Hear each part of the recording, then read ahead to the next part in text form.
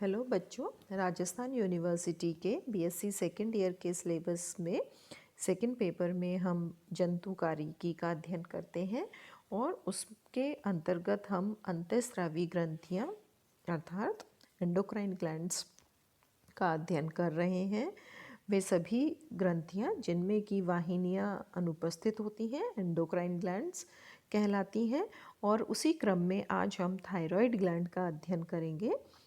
Thyroid gland को अगर हम पोजीशन पर देखें तो ये हमारे गर्दन में उपस्थित ग्रंथि होती है। आज के टॉपिक में हम इसकी संरचना व मुख्य कार्यों का अध्ययन करेंगे। अगर हम देखें अन्य ग्रंथियों की भांति, अन्य अंतःस्रावी ग्रंथियों की भांति यह भी वाहिनी रहित ग्रंथि होती है, अतः एंडोक्राइन ग्लैंड है और साइज के आधार पर यह अपेक्षाकृत अन्य सभी अंतःस्रावी ग्रंथियों से आकार में बड़ी होती है और इसकी उत्पत्ति भ्रूणीय एंडोडर्म से होती है।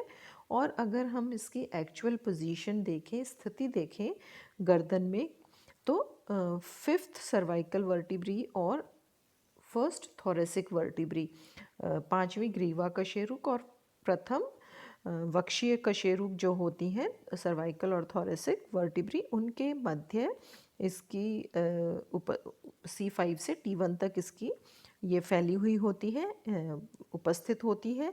और इसका मुख्य कार्य जो होता है वो होता है शरीर में मेटाबॉलिक हार्मोन्स का स्त्रवण करना, अर्थात शरीर की उपापचय ग्रंथि उपापचय हार्मोन्स का स्त्रवण करना, और जिससे कि शरीर की विकास वृद्धि प्रत्यक्ष या अप्रत्यक्ष रूप से प्रभावित होते हैं। उन हार्मोन्स का स्त्रवण थायराइड ग्रंथि से होता है। अगर हम आकृति देखें तो यह बटरफ्लाई शेप में होती है, तितली के समान आकृति में होती है, अर्थात दो पालियों में विभाजित होती है और दोनों पालियां एक संयोजक के द्वारा जुड़ी रहती हैं जिसे कि इस्थमस कहा जाता है। जैसे कि इस चित्र में आप देख सकते हैं कि ये थायराइड ग्लैंड है जो लाइट ऑरेंज कलर की है और ये इस्थमस है, इनका कनेक्टिव है, ये दोनों लोब्स हैं। और ये हायोइड बोन है जिसे टंग बोन कहते हैं, इसको सपोर्ट देता है और इसके बोन के नीचे थायराइड कार्टिलेज होती है और ये नीचे की ओर श्वास नलिका या ट्रैकिया दिखाई देती है। तो इस प्रकार से ये इसकी एक्चुअल पोजीशन होती है। और अगर हम इसको वज़न देखें, इसका भार देखें, तो यह लगभग 25 से 30 ग्राम वज़न में होती है और प्रत्येक लोब जो है वो लगभग 4 से 6 सेंटीमीटर लंबा होता है और 1.3 सेंटीमीटर से 1.8 सेंटीमीटर उसकी चौड़ाई होती है। और अगर हम बाहर की तरफ से इसे देखते हैं तो जो एडम्स एप्पल होता है, यानी कि हमारे गले में जो बाहर की ओर उभरी हुई अस्थि दिखाई देती है, यह बिल्कुल उससे बिल्कुल उसके नीचे की ओर इसकी स्थिति होती है। तो थायराइड ग्लैंड गर्दन में उपस्थित एडम एप्पल के नीचे C5 से T1 तक उपस्थित होती है, फैली हुई होती है, बटरफ्लाई शेप की है जो कि लोब्स या दो पालियों में विभाजित होती है। अगर हार्मोन्स की हम बात करें तो जैसा कि अभी बताया कि इससे मेटाबॉलिक हार्मोन्स या उपापचयी हार्मोन का स्त्रवण होता है जो कि शरीर में ऊर्जा का निर्माण और उसका रिलीज मुक्त करना नियंत्रित करती हैं। और हम यह कह सकते हैं कि होम्योस्टैसिस अर्थात शरीर में ऊर्जा के समस्थापन, अर्थात किस प्रकार से और किन किन कार्यों में कितनी ऊर्जा व्यय होगी, इसका निर्धारण ये हार्मोन करते हैं।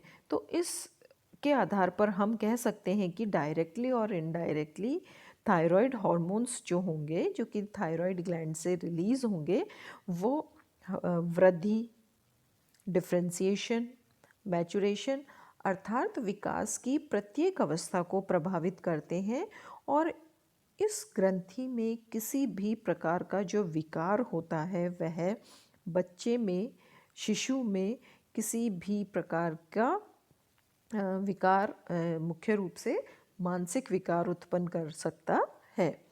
अगर हम देखें कि थायराइड हार्मोन्स कौन कौन से हैं, तो थायराइड हार्मोन्स मुख्य रूप से T4 और T3 होते हैं, टेट्रा आयोडोथायरोनिन, और T3 होता है ट्राई आयोडोथायरोनिन। इन दोनों ही हार्मोन्स का जो स्त्रवण होता है वह वास्तव में हाइपोथैलेमस और पिट्यूटरी ग्लैंड द्वारा रेगुलेट या नियंत्रित होता है, और इस जो रेगुलेशन को, नियंत्रण को हम कहते हैं HPT। HPT का अर्थ होता है हाइपोथैलेमस पिट्यूटरी थायराइड एक्सिस।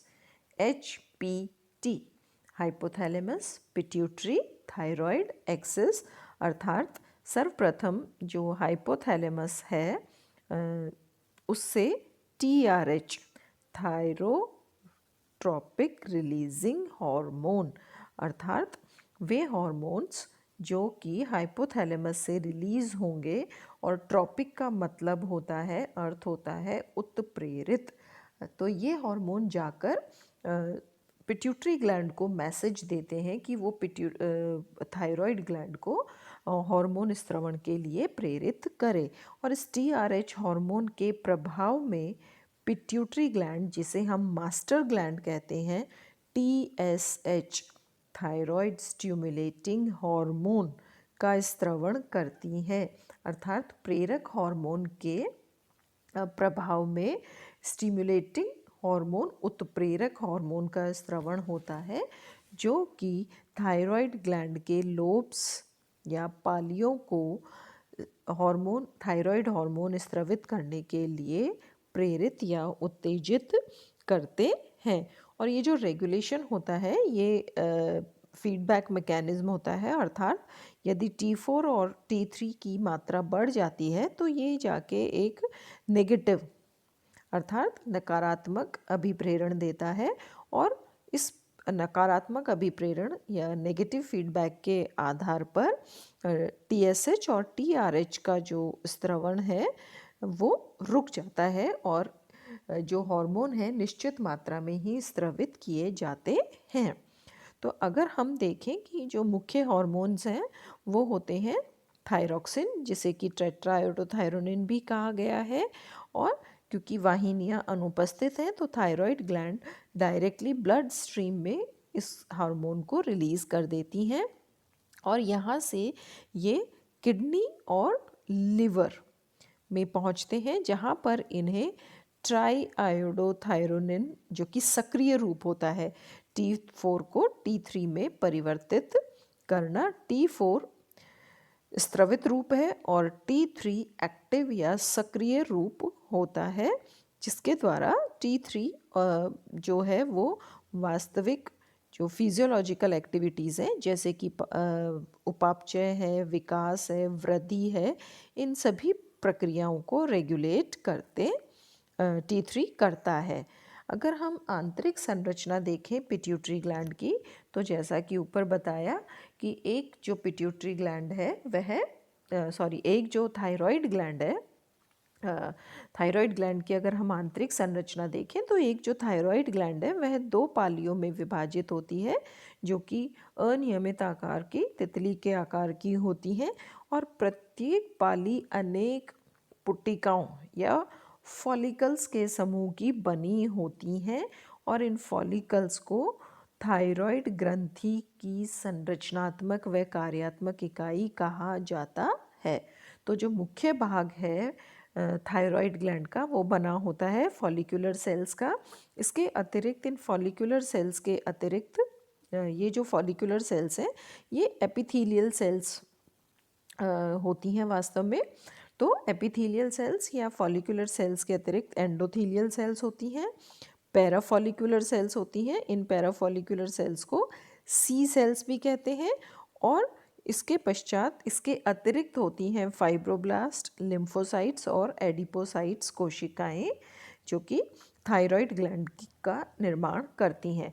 सर्वप्रथम अगर हम फॉलिकुलर सेल्स को का अध्ययन करें, जिसे कि हम संरचनात्मक और कार्यात्मक इकाई कह रहे हैं, तो ये सबसे पहले थायरोग्लोबुलिन के निर्माण के लिए रिस्पॉन्सिबल होती हैं, जो कि एक थायरोग्लोबुलिन वास्तव में आयोडीन रिच निष्क्रिय रूप होता है थायराइड हार्मोन का। तो इस पदार्थ को संग्रहित किया जाता है जो फॉलिकुलर सेल्स होती हैं इनकी अवकाशिका में, ल्यूमेन में, और यहाँ से फॉलिकुलर सेल्स आवश्यक एमिनो एसिड प्रिकर्सर्स लेकर और आयोडीन के साथ इनको फाइनल प्रोडक्ट के रूप में अर्थात थायराइड हार्मोन के रूप में ब्लड स्ट्रीम में प्रवाहित या रिलीज कर देती हैं। तो मुख्य रूप से थायराइड हार्मोन का निर्माण होता है फॉलिकुलर सेल्स में। इसके पश्चात एंडोथीलियल सेल्स आती हैं। एंडोथीलियल सेल्स जो ब्लड वेसल्स होती हैं जो कि फॉलिकल्स को रुधिर सप्लाई करती हैं, ये उनकी लाइनिंग का निर्माण करती हैं, आंतरिक स्तर का निर्माण करती हैं। और जो तीसरी मुख्य कोशिकाएं होती हैं थायराइड ग्लैंड में वो होती हैं सी सेल्स, या इन्हें पैराफॉलिकुलर सेल्स भी कहते हैं। और ये मुख्य रूप से कैल्सिटोनिन या इसे कहते हैं थायरोकैल्सिटोनिन हार्मोन के निर्माण में सहायक होती हैं। थायरोकैल्सिटोनिन जो होता है वो ब्लड में कैल्शियम की मात्रा का नियमन करता है, नियत बनाए रखता है। तो इस प्रकार से थायराइड ग्लैंड का कार्य न सिर्फ थायराइड हार्मोन बल्कि कैल्शियम आयन का ब्लड में लेवल बोन्स से रिलीज़ करके या बोन्स से प्राप्त करके उसको नियत बनाए रखने में सहायक होता है। और इसके अतिरिक्त फाइब्रोब्लास्ट कोशिकाएं, लिम्फोसाइट्स और एडिपोसाइट कोशिकाएं भी थायराइड ग्लैंड की संरचना का भाग होते हैं। तो बच्चों, ये थी अपनी थायराइड ग्लैंड की संरचना, जिसमें हमने थायराइड ग्लैंड की स्थिति का अध्ययन किया और स्थिति के पश्चात उसके मुख्य कार्य क्या क्या हैं और कौन कौन से हार्मोन का स्त्रवण होता है, थायराइड ग्लैंड का जो स्त्रवण कार्य है वह किस प्रकार से प्रभावित होता है, और आंतरिक संरचना थायराइड ग्लैंड की क्या होती है, कौन कौन से मुख्य भाग होते हैं, इनका अध्ययन किया है। पीडीएफ के रूप में भी आपको ये उपलब्ध करा दिया जाएगा, इनको आप नोट्स बनाकर पढ़ लेना। Thank you and have a nice time.